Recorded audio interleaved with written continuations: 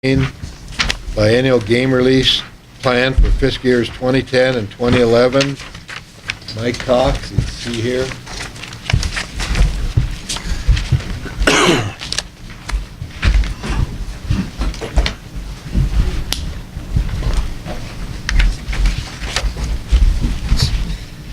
Mr. Chairman, members of the Commission, Mark Atkinson, Chief of Game. First of all, thank you for your support of our ongoing release program. As you've heard at the Las Vegas Commission meeting, you received a copy of the Big Game Release Plan as an informational item. We are back here today for you to take action on it to approve the Big Game Release Plan, the Biennial Big Game Release Plan for fiscal years 10 and 11. I just wanted to point out that we have made some minor changes to it since you saw it in Las Vegas, but you've had obviously an opportunity to review it this time. But I will just say that based on the results of our recent aerial surveys and work on the ground in several of the populations in the southern region, the desert bighorn sheep areas, that some of these populations have continued to flourish and expand. We have, as mentioned earlier, some density related concerns, and so we have made some minor changes to the recommended numbers of desert bighorn sheep proposed to be released, from 30 or 35 in some areas up to 40, to account for these increased populations and density concerns. I think that's all I have to say. I'm going to pass it over to our big game biologist, Mike Cox, who will make a couple of comments on just some of the process that we follow leading up to these release situations. And obviously, if you have any specific questions regarding any of this plan, he or I should be able to answer those. Mark, I had a question. I had some people tell me that the predators are really hammering the sheep in the still waters. You know anything about that? What do you mean by hammering? Eating them. Well, that's what life. You're losing sheep in the still waters because they're really hitting the sheep pretty hard. You're losing sheep in the still waters. Have you heard anything about that? A net loss of sheep? Yeah. No, I'm not aware of that. Did you hear that from Endo? No, I hear from people out in the field. Not from Endo. Okay, thanks. You don't know anything about that? A net loss of sheep from predation in the still waters? Loss, no. Just a substantial loss? Well, I'm not sure what you mean by substantial. Is one substantial? Next.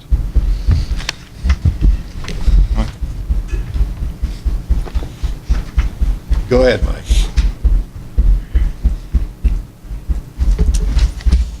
For the record, Mike Cox, beginning staff biologist for Nevada Department of Wildlife.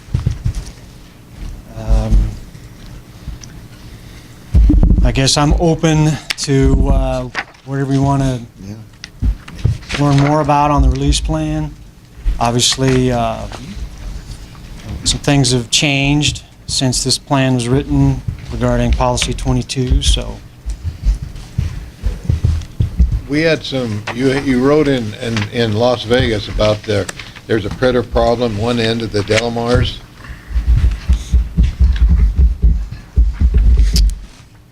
Let me first say that I'm going to give you a Christmas gift. I'm going to give you a copy of the minutes to that Las Vegas meeting, so you can listen to it instead of Christmas carols. That was a very inaccurate representation of what I said. In the minutes, that's. Well, let's just okay. Put that behind us. But that's not a problem. But let's talk about the release plan. So, you want to talk about the Del Mars? Yeah. Yeah, we've been trying to get that population established for quite a few years. And we've been working with Wildlife Services during many of those years.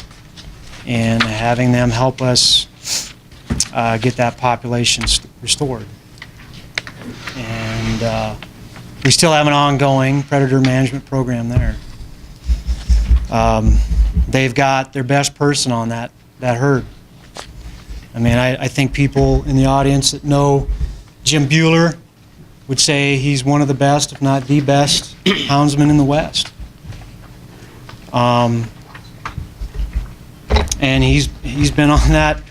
I was down in Vegas as a supervisor when he was helping us on those release efforts. You know, the word is not completely out in terms of what is the status of the Delamar release. We certainly have not had the success that we've had with 98% of our herds that we would have liked to have in the Delamars. It's been real disappointing. There's well over 100 square miles of very good sheep habitat in there, and we've had a lot of water developments built, and we've actually had some very positive wildfires that have occurred in there that have taken some of that PJ out. It certainly has introduced some red brome in there that we don't like, but I think it's overall enhanced the sheep habitat. It's in good shape. One of the things, I mean, there's several things about the Delamars that we could talk on and on about, but I don't think, have a full understanding of what's out there right now. You know, we released over 200 animals in there, and it's so big that it's tough to survey. And our guys are always trying to give the helicopter up to somebody else in line to try to get all of our other species and mountain ranges surveyed. And Mike Scott is just, I don't think he's had enough time in the ship to truly understand what's there or what's not. We started putting trail cameras up about 3 years ago, and we had some good information on those. We had ear-tagged animals from releases 7-8 years ago that were going to the water. So we know that we've got animals from those prior releases there. So I think I wish we would spend more time in there, but we've got so many herds. I mean, we've got so many herds out there in the state that we're having to put resources to. We can't put a ton in one area. The other thing is Jim's efforts and others with Wildlife Services in the Delamars. It's a complicated situation, and Jim has put a ton of time in there. I mean, we've only had 2 or 3 lions actually killed over the 6 or 7 years he's been working in there, or even longer. We've had a fair number of bobcats removed. Back in 2000, we started using satellite collars, and really helped Jim to get out there in real time and react to a bighorn that had been killed based on the knowledge we got from the satellite collar. And that was really the first time that we've documented bobcat mortality. In fact, throughout the West, there hadn't been much knowledge of bobcats able to take down ewes, but desert ewes are many times not even 100 pounds. So, but he documented how it got killed. So he spent a lot of time in there, but the problem is it's so large and so vast. You know, is there a problem still in there? Maybe, but he hasn't resolved it. It's not because of his efforts. So it's not a silver bullet, okay? That if you do it, you're going to get success. He's done it. He's had a commitment, and the guy doesn't give up. He's done everything he can, and he has not made everything rosy. Each situation is different. When we think we have predator problems, we're going to ask for help. Absolutely. And we don't know everything. We're not perfect. But I think we've done a hell of a job, and the numbers speak for themselves. I'm not even going to get into the numbers. That we've adapted over time to accommodate success. We've got a lot of places to spend money in this state. Heck, I wish we would have been spending yesterday and today talking about mule deer that need more help than this transplant plan and policy. But we do what we can with what we have. And so the Delamars, I really think we've got a good, solid, established herd there. We just haven't been able to document it. And but we're gonna continue to have Wildlife Services go in there and see, what activity, what predator activity is in there, and continue our efforts. Anybody else? Commissioner Raines? Thank you, Mr. I just had a brief question. That would be, if you could go over, you said there was substantial changes between the September version and the December version of this. If you could go over those, because I had pretty much, gone significantly over the September version. Who said substantial? Is there any substantial changes? 0. That's the question. So we just went over them. Thank you. You betcha. Mr. Chairman? Commissioner Pearl? Virtually all of these, except the one program, are augmentation of existing herds. And looking at these areas, Delamars are one which, by your own admission in here, has an ongoing predator problem. Same way with Mount Grafton, in which you have a continuing and existing program there. What was that I again? have a concern that Yeah, you could have you? a predator problem in the Delamars, because this evaluation here basically says you do. And the same way with the Jacksons, because of when I've hunted the Jacksons, I would agree with the characterization about the steepness and the inability to get into there and that. But several of these areas are being augmented into, and this goes back to my concern about simply providing a buffet for lions.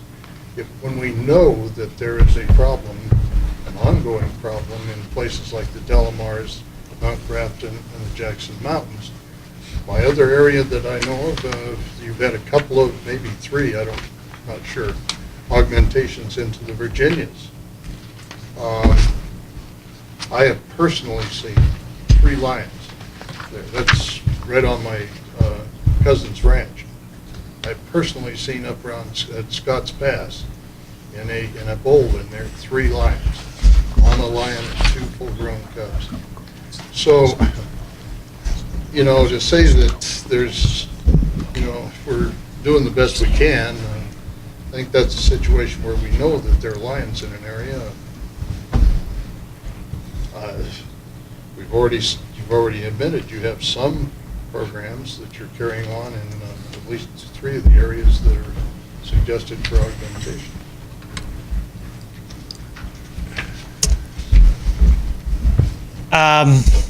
You keep focusing on, 2 or 3 mountain ranges, and we've got 85 mountain ranges that have bighorn sheep. The Delamars, again, I explained that we have had extensive predator control conducted in the Delamars. Now, in the Virginia mountains, I think we've adapted well to accommodate trying to get that population back on track. It was a population that we all agree, all the biologists that were around back when it was initially established, that we'd had some lion mortality, and we did not re-augment it, if you will. We just kind of let it go and we ended up having to shut the season down. And then all of a sudden, there were bighorn sheep. Nothing had been done. No predator control had been conducted. And this population, the ranch managers, Big Canyon, your relatives, actually saw over 40 bighorns. And so that was great to see. And we said, look, we've got a second chance. And we said, look, two things we've got to do. We can't just put more sheep in there. We're going to ask Wildlife Services to go in there and monitor mountain lion activity and take out offending animals. And we did. And they've taken out, I know, at least 3 mountain lions out of the Virginia mountains. And maybe Mark knows more in the back. 4. With their limited resources, they're continuing, I think, to monitor that. So, again, we are conducting predator control in the Virginia mountains. The reason I concentrate on and we're all concentrating on the ones that are listed here, those are the ones that you're doing transplants into, not the other 85 mountain ranges. The Virginia mountains is not in this release plan, sir. I said the reason we concentrate on these that have been mentioned is because they're the ones in your transplantation program, not the other 85 mountain ranges. This is a transplantation program, as far as I understand. Is that correct? And the majority of our herds today were transplanted by us. So we are conducting work in the Virginia mountains, and we've increased tags in there, and I think that population is well on its way. And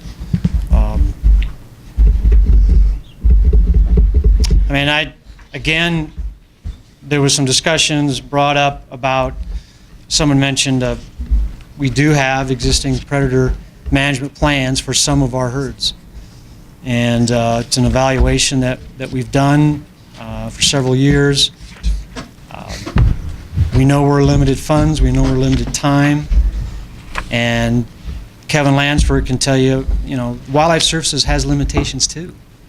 And so can Mark Jensen, he can tell you. And so we've got to work within our means, and we think we're putting our best foot forward to decide where do we put those resources, those limited resources, to help benefit those bighorn sheep reintroductions. And the ones that we've identified, the Jacksons, the Delamars, and Mount Grafton are the 3 that our biologists felt absolutely we need to be out there doing some predator control work. And the others, just like 98% of our releases, we've had no predator control on them, and they've taken off. We're not opposed. I'm not opposed to predator control. We do it when we have to, and we do it judiciously. There's lots of things we'd love to do with our money, but we've got a lot of resources that need our help, and we just can't focus on everything at the same level. And Mr. Chairman? bottom line, that Can I our follow success. up on that? Can I follow up that for a Commissioner second? Cabrera, go ahead.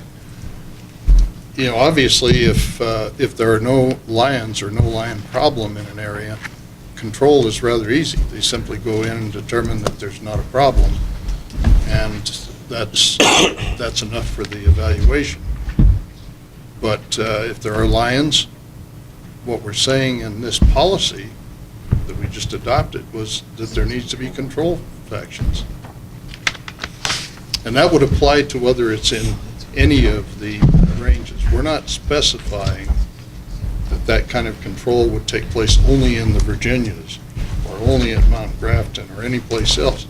It's a general policy that says that predator control is one of the elements that needs to be included in a transplantation program. If there are no predators in there, you haven't got a problem. Well, yeah, and that's what we've been doing. I mean, we don't spend a ton of time as much as we'd like, but we do those assessments. And now I'm hearing you agree to that if that assessment says there's nothing to control, then move on to the next one. Is that Mike, what how I'm... do you assess it? Yeah. What's your plan for assessing? How do you do that? We look at past records. We talk to people who've been on that mountain range, both our biologists, wildlife services.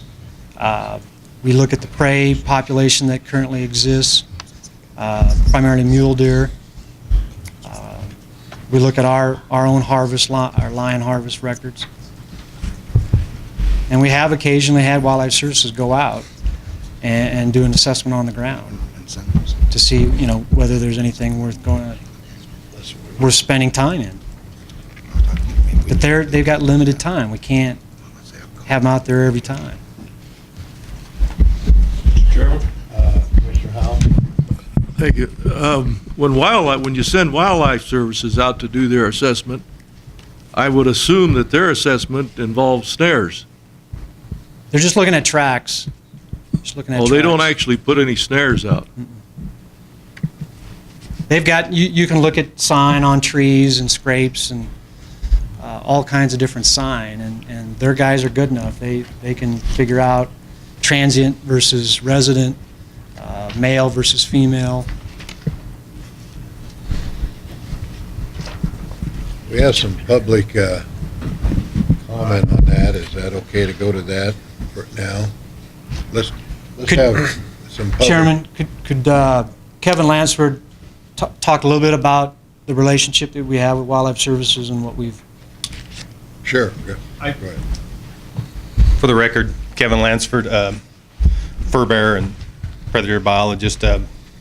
Been listening to some of this. Most of it's correct. I mean, you guys got a pretty good handle on what we do and what we don't do at times.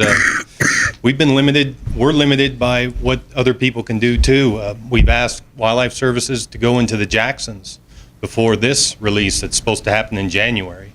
I haven't heard if they've gotten in the Jacksons or not yet. Jim Bueller's done a great job in the Delamars, and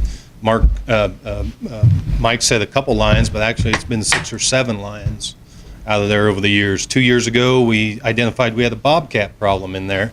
And we went in there and had Wildlife Services trappers target bobcats after trying to get the Trappers Association during bobcat season to go in there and target. But a lot of that's wilderness now. A lot of fur trappers, that's a lot of effort to get into wilderness area to trap fur bears. So we addressed that issue. Just last year, we found that we had a couple coyote kills, what we thought were coyote kills on some of those collared sheep. We got Wildlife Services money to do some helicopter work in there and some fixed wing to go in there, remove coyotes around those kills. I mean, I think we are on top of it. I listen to a lot of conversation up there. I never know how much to get involved with, but you guys, there's a lot of stuff going on that I don't hear being discussed up here, and then some things that you think aren't going on that go on every day. I've just asked Jim and Joe Bennett and Ely to go back into Mount Moriah and look at some of the sheep problems they're having in there with lions, and have Jim go back in there. We've been in there on occasion. We've been at the mercy of Wildlife Services. I was there with them for 12, almost 13 years and ran most of these programs on the other side of the state. They probably got 2 of the best lion hunters in all the West. One of them, and I'm not even going to mention names, and not that I'm prejudiced because he's a good friend of mine or anything, but about one of the best ones left out there, alive and kicking on a daily basis, worked on Ashman's original study in the state, worked on the original study down here in the sheep range, and knows about as much about lions as anybody out there, and they just don't have the time. We had a proposal to the Wildlife Damage Management Committee for a lion specialist position. Wildlife Services cannot do all the lion work we're asking them to do now. They can't get in there. We ask them to go in and do it. They do the best they can. They've only got 2 guys. We've got X amount of money. We tried to fund a lion specialist position through the $3 fee in the Wildlife Damage Management Committee. It met with a lot of resistance, and it didn't go through, and we didn't get it funded. We brought in Bodenchuk, who supports a program where you identify areas based on low fawn doe ratios, and you hammer. I use that term too, and I assume everybody knows what it means. Go in there and target predators in fawning range, high elevation fawning ranges with helicopters, and in wintering ranges with fixed wing. We went with that program. Bodenchuk thinks and he's one of the leading authorities out there. He said that he thinks this is one of the best ways to go about it. We changed our program to implement a huge fund of money to fund aerial support through wildlife services, which we think is the biggest bang for the buck, especially when concentrated in areas based on the biological information of herds not doing well. So, and then I hear Dr. Lent talk about we should be keeping up with other states. I know those people who are doing those studies. They're friends of mine. When I'm in that state, I have beers with them. We discuss openly. Kevin Biennial out of Utah, Steve Nedow out of Idaho, the guys who are actually in charge of those programs. I pick up the phone and call them every day if I need to during planning. They're friends of mine. I absolutely read the science. We don't have the money always to do exactly what we need to do. We do the best we can, and I think there's a lot of work going on out there, good work, that either some don't know about or some assume we're doing something different, because I keep hearing what other states do. We do it 3 times more than they do. I know New Mexico. I'm from New Mexico. I graduated from New Mexico State University, and some of my old college mates are the guys who are running the programs at New Mexico. They have a good program. Ours is this, theirs is this. It's a good program, but to compare ours to theirs, they're probably looking at ours and comparing theirs to ours. And with the ravens, we remove more ravens than any other state in the West combined. Nevada removes more ravens than the whole West combined for sage grouse, yet we only have a portion of the sage grouse population. It's hard for me to sit here and take a beating over what we're not doing when there's only really one other state out there that does more than we do. Now, can we always do better? Yes, sir, we can. We need some more lion help. I agree with it. I'm a guy that supports lion work. We should be going in there and looking at these places and going through it, but it's a logistical problem. It's an on-the-ground operational problem. And we're working on it. I just wanted you guys to know we are doing all this, and I feel a little beat up when I sit in these meetings and then go to my own damage management committee meetings and try to get some stuff through that I think's worth doing, and then it doesn't go through. Then I hear a year later we're not getting enough line work done. We had a chance to address that at our own committee level and didn't. So I think there's enough to go around for everybody. So sorry for tearing it out. We've got some people in public that want to comment on that. Just hang around in case they have any questions. We might need you to answer, Mike. All right, I only had 3 people here with this. They were Mike Laughlin, Corey Lytle, and I believe Don all wanted to speak on this. So, Mike Laughlin. For the record, I'm Mike Laughlin. I'm in the Predatory Animal Committee, and I've heard this story about no money since I've been on this committee. This is my second go-around, and I've asked this question. We've asked the question from Mr. Lansford. We've asked the question in the committee meetings. Why can you not match money for predator control? Simple. It's against the federal rules. Okay, but bear me out a minute, Director. I asked this question, I think in Alco, if I remember right, to Kevin. I said, do you mean you can't match the money if you kill something? Only in a study. But if you study something, you can match the money. Is that correct? Correct. Okay, well, you know, you can study this business to death, as we all know, and this is what we're talking about. But, you know, I found out after 30 years of running these programs at ADC, the difference between a good program and a poor program is one thing: money. You can't do anything without money, and I understand this probably better than anybody. And to have these people on the ground that are paid and to send them in these areas costs money. There's no doubt about that. But I just don't quite understand why the connotation of killing something versus studying something seems to get hung up here in every one of these conversations. And I would like to have somebody explore it. We've talked about exploring it. We'll get back to you. This has gone on now for a couple of years. Is it because of the connotation of killing something that you cannot match the money? Is this true?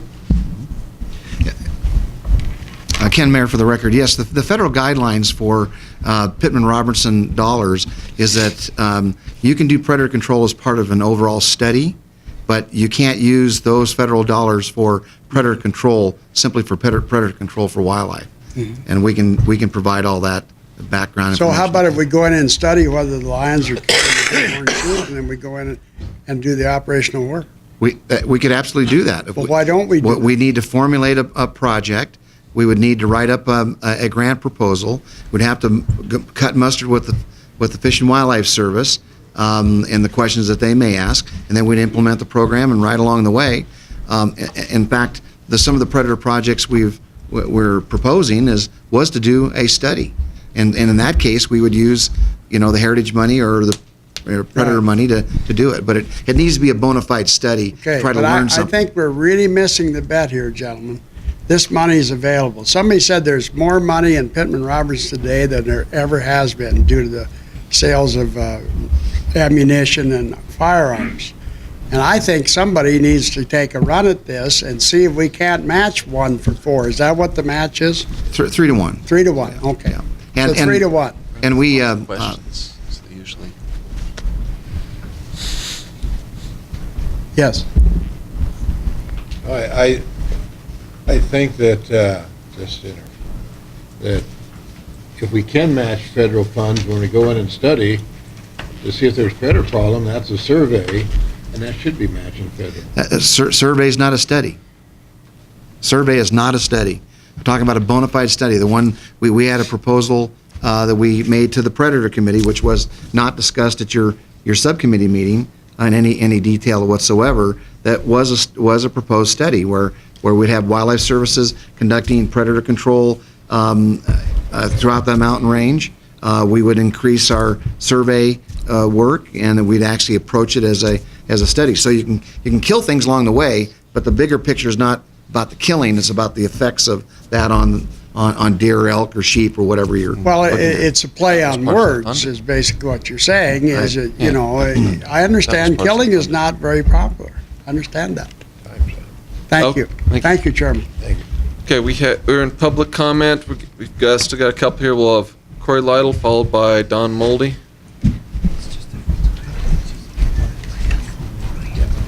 For the record, Corey Lytle, Lincoln Cab. Hey, I just, real quickly, since so many of these augmentations took place in Lincoln County, I just figured I'd give you what our cab recommended. We wanted to go along with the augmentations as presented by NDOW. The minor changes, it didn't matter. The one note we wanted to make sure and reiterate, from a range standpoint, some of these augmentations, stipulation written by the biologist were that we need to get the range or the water developments in before we augment the antelope. And so I wanted to point that out. We're trying to get the water developments in, sportsman groups, volunteers. We're trying to get them in as quickly as we can. There were some issues with the guzzler crews down there. I think we've got that taken care of, and so hopefully we'll have them in place before the augmentations occur. Real quickly, yeah, I want to point out just some of that country down in the Delamars it's remarkable, neat country, and it is very, very difficult sometimes to get into some of that area. And it's a sheep paradise.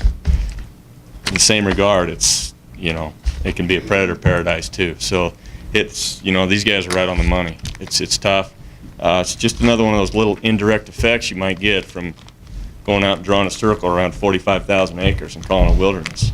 With certain limitations on access, I think it makes it real difficult, and that was brought out by some of the public in our last CAB meeting. They specifically hit the Delamars and how hard the projects are going and how hard it is to get in there. Just bobcats in general. There's a real heavy population down there that traps. it's a high percentage of trappers compared to people in the county, and they can't physically get into a lot of that country. So just another little colorful part to add, I guess. Thanks. Thank you. The last card I had here would be for Don Moldy on this subject. Mr. Chairman, Commissioners, Don Moldy representing myself. I've heard this, following up on Mr. Laughlin's comments about the matching funds. I spoke to the U.S. Fish and Wildlife Service a couple of times about the Pittman-Robertson monies and the possibility of such matching money being available. And what they told me, and what you already know, I think, is that Pittman-Robertson monies are distributed to the states based on a formula that has to do with the size of the state, number of hunting licenses, and some other factors. And Nevada's Pittman-Robertson money pool is fully appropriated and always has been. In other words, and you approve the grants, I assume, or maybe you don't, but the department writes grants, sends it in, the Pittman-Robertson monies then are used to fund those grants, and all of the money to the last penny is used. There is no extra money in the Pittman-Robertson pot of money for Nevada that's available. If you wanted to do some kind of a predator management killing spree or study or anything in between, you would need to present a new grant, as Mr. Mayor mentioned. They would have to be written up, run by the local office, the regional office, and then, if that grant was approved, it could be funded, but it would be funded at the expense of the other grants that you already have that are funded. So you could do this grant, but you would have to take the money from other projects that you already have, that are already written up and already funded. That's my understanding of the process. Thanks. Thank you. I think you're right. I think he's right. Who else? Any That more was public it. comment here on this? If not, I'll close public comment and bring it back to the commission. Mr. Chairman, can I make a comment? Commissioner Capurro. Yeah, there was an attempt during because of the budgetary problems, the state of Nevada had to cut back on funding that went to APHIS, I think it was, that basically helped to fund several positions with wildlife services. So we're aware, as Kevin has indicated, that it's stretched thin. There was opposition to that from some unusual sources. I won't name them at this point, but the fact of the matter is we were trying to get about $100,000, I believe, to help restore some of those positions to provide the kind of predator control that we felt was necessary. Number two, to my knowledge, we don't approve the grant process with Pittman-Robertson. And the other thing is that during a legislative committee meeting, I seem to recall that there was information given out that there was about $25,000 left in that account. That's not a lot of money, I understand that, but I can only tell you what I thought was testified to during that committee hearing. That concludes my comments regarding that issue. Any other comments on here? What's your pleasure with this? This is an action item.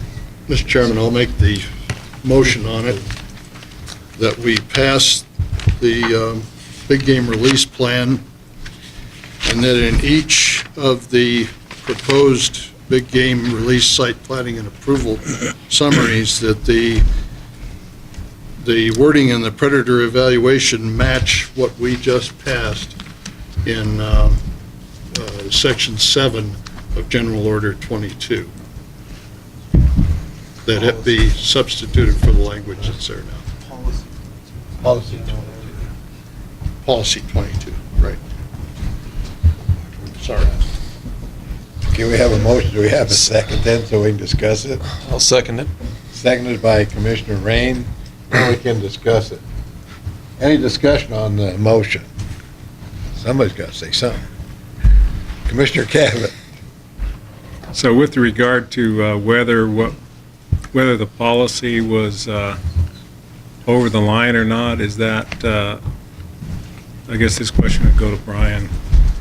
Are we going to get a resolution of that with the, between the DAGs? Because this, I don't think so. I think the policy passed. I have some serious concerns with Commissioner Burrow's interpretation of the language that's passed. If that was the language that passed what he said earlier, I'd be happy with it. I'm just not comfortable with issuing an opinion right now. I'm going to have to look at it. Thanks. All I'm simply trying to do is match the language regarding the predator, the transplant plan with what the policy that we adopted was. Because right now, much of that language is inconsistent with that policy. I didn't write down the complete motion, so I'll have you restate it. Any other discussion?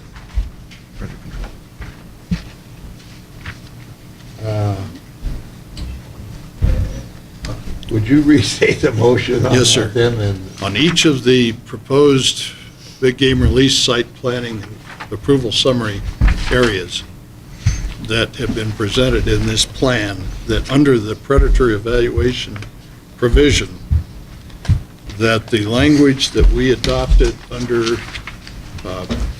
Commission Policy 22 as subsection 7 replace the language that is currently in those predator evaluations.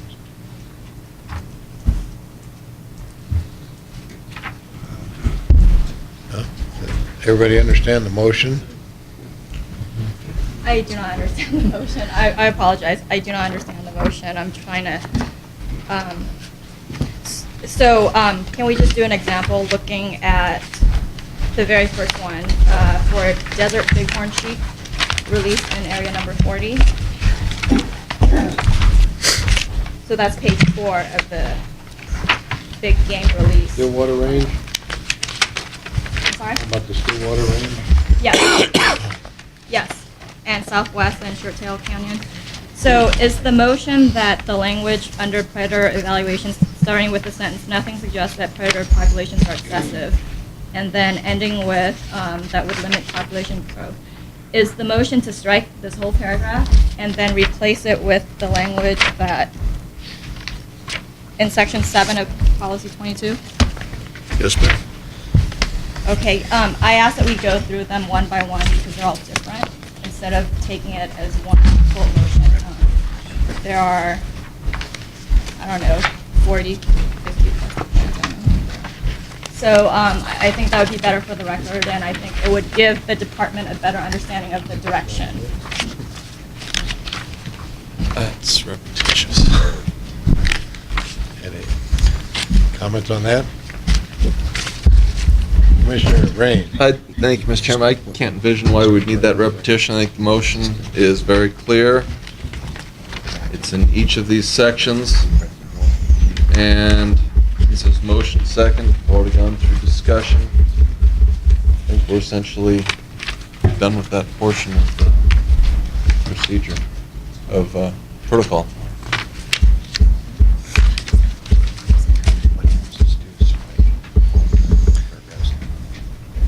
Mr. Chairman. No, we're closed up Okay. for comments. It's back to the commission with the motion. I got to process the motion. So the motion would be to replace the wording on the predator evaluation consistent with the policy 22. Replaced with line, yeah, number 7. Yeah, with item number 7. In each one of these plans, transplant plans. Right? Yes, sir, that's correct. Okay. That's a motion. That's why we have a second. We've had the discussion, so I'm going to call for a vote on the motion. All for the motion, say aye. Aye. Aye. Aye. Show of hands. All opposed? Aye. We got 3 opposed for that, and that motion passes. Yeah. So could I ask for clarification, what this means then, for each one of these proposed releases, that we are directed to do pre and post predator control? And some of them, you already have it in there that you're going to do it anyway. That's correct. So what you effectively done is eliminated all those that we haven't planned for. That you haven't planned for. And so we'll have to go back and see whether, I mean, some of this is a game time, decision based on weather and whether, the NEPA was completed, and there's a lot of things that go on here. This is not a straightforward, simple thing. So that's for clarity. Just to hire somebody who can do it. Okay. Yeah, that may be none. Let's go on then, the next item of business, so we get through this, 'cause